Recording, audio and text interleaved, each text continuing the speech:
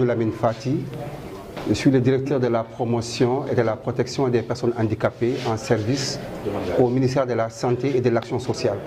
Sur instruction de Monsieur le ministre de la Santé et de l'Action sociale, le Dr Ibrahima Sy, sous l'autorité de Monsieur le gouverneur de la région, nous sommes dans le cadre d'une mission conjointe composée par le Centre national d'appareillage orthopédique, la Direction générale de l'action sociale et le partenaire OMS, dans le cadre du suivi de l'installation des comités régionaux multisectoriels de gestion du handicap et d'accessibilité aux technologies d'assistance.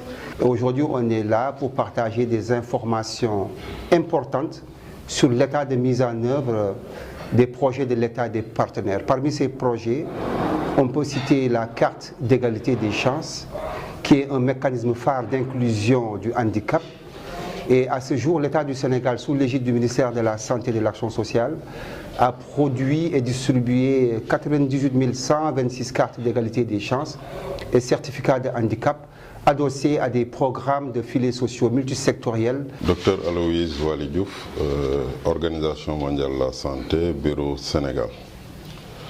Je voudrais, au nom du Bureau pays de l'Organisation mondiale de la santé, adresser nos vives félicitations aux acteurs de la gestion du handicap et des technologies d'assistance de la région, en particulier Monsieur le gouverneur, et toutes les autorités qui ont pris part à cette importante réunion. C'était une réunion du comité multisectoriel de gestion du handicap et des technologies d'assistance qui a consacré la multisectorialité, mais aussi la territorialisation des politiques publiques. Multisectorialité parce que, comme vous le constatez et comme nous avons eu à le constater, ces comités multisectoriels sont constitués de différents démembrements des ministères, mais aussi des membres de la communauté représentés par les associations. Oui, mais l'OMS, vous savez, c'est le secrétariat des États. C'est les États qui votent pour élire le directeur général de l'Organisation mondiale de la santé. D'ailleurs, c'est la seule organisation des Nations Unies. C'est les États qui demandent au directeur général de se pencher sur telle ou telle question de santé. Et je rappelle que la santé, ce n'est pas seulement une absence de maladie, mais c'est un état de bien-être. Quand vous vivez dans une société et que vous n'avez pas la possibilité de sortir de la maison parce que exclu par la société, cet état de bien-être n'est pas là. Vous avez aussi un problème de santé. Et aujourd'hui, les États ont demandé à l'Organisation mondiale de la santé de se pencher autour de ces questions-là et d'appuyer les pays. C'est le sens aussi que nous donnons à la réalisation, à l'accompagnement d'un tel projet, et nous félicitons l'État du Sénégal pour les efforts qui sont déjà entrepris. Aujourd'hui, nous allons travailler à améliorer cette situation, mais le grand défi, c'est de faire en sorte que des ressources humaines suffisamment capacitées puissent être présentes au décours de la mise en œuvre du projet. Le grand défi, c'est que les Sénégalais eux-mêmes puissent concevoir et construire ces produits d'assistance pour qu'à la fin du projet, la pérennisation ne puisse pas en pâtir. Je suis le médecin-colonel Seydina Ousmane Ba, directeur du Centre national d'appareillage orthopédique. En 2013, des comités ont été mis en place sur l'ensemble du territoire. Malheureusement, ils sont restés léthargiques, tout simplement par faute de moyens, par faute de plan d'action, mais également pour des raisons également de suivi. Les choses ayant changé, puisque un nouveau partenaire, notamment Edscale, est venu apporter un financement dans la prise en charge, dans la gestion du handicap et d'accessibilité aux techniques d'assistance.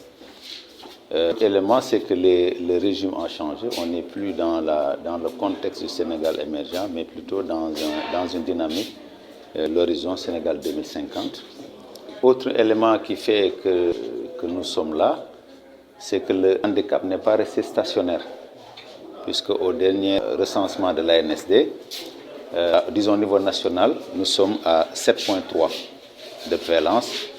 Donc le handicap en termes de valeur absolue est passé de 800 000 au niveau national à 1 200 000. Nous ne pouvons pas rester en tout cas disons, dans cette dynamique, puisque l'objectif aujourd'hui c'est d'arriver à travers les comités régionaux d'avoir une appropriation locale de la question du handicap qui est transversale et qui fait intervenir plusieurs composantes de l'État.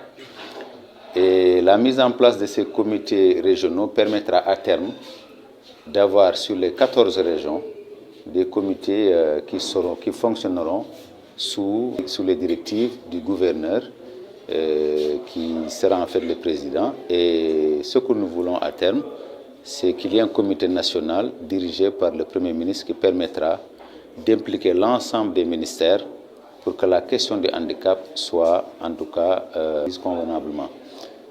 Autre élément de notre présence, c'est de pouvoir partager avec les acteurs les activités en tout cas qui seront prévues, notamment les stratégies avancées avec un bus qui va être mis à disposition par l'UNICEF. C'est renforcer les centres régionaux d'appareillage orthopédique à travers des intrants.